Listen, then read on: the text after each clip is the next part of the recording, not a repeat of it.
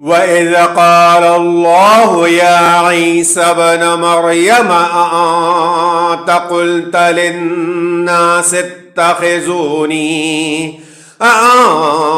قلت للناس اتخذوني وأمي إلهين من دون الله قال سبحانك ما يكون لي أن أقول ما ليس لي بحق إن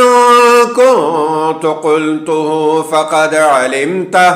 تعلم ما في نفسي ولا أعلم ما في نفسك إنك أنت علام الغيوب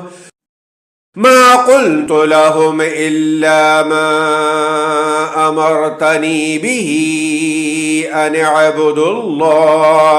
أن اعبدوا الله ربي وربكم وكنت عليهم شهيدا ما دمت فيهم فلما توفيتني كنت أنت الرقيب عليهم وأنت على كل شيء